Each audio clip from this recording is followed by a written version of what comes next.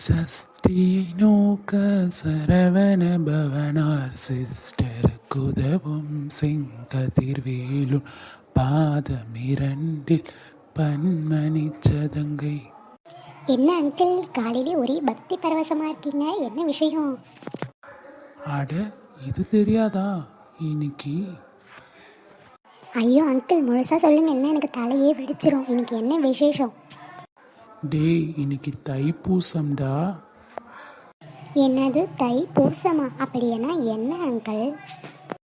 அப்படின்னா வா, முருகர் இருக்கார்ல, முருகர், அவருக்கு உகந்த நாள் தான் தைப்பூசம்.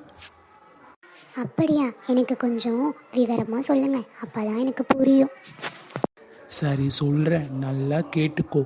இதை நீ உன் ஃப்ரெண்ட்ஸ் எல்லாருக்கும் சொல்லணும், புரியுதா? Okay uncle, okay. தைப்பூசங்கிறது தை மாதத்தில் வர பூச நட்சத்திர நாளில் முருகனுக்கு திருவிழாவை கொண்டாடுவாங்க. அப்படியா?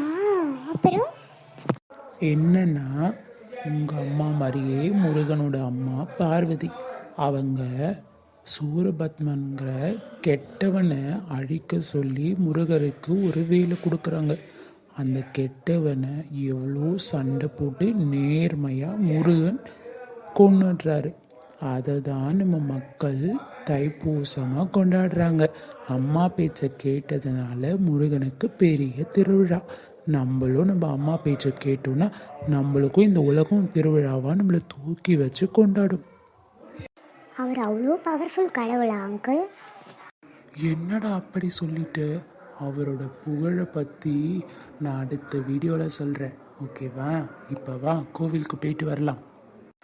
நண்பர்களே, இந்த வீடியோ உங்களுக்கு வேணும்னா நீங்கள் அடுத்த எபிசோட் கன்ஃபார்மாக பாருங்கள். இப்போ வாங்க எல்லோரும் கோவிலுக்கு போயிட்டு வரலாம். முருகரை போய் தரிசிச்சுட்டு அவரோட ஆசீர்வாதத்தை வாங்கிட்டு வரலாம்.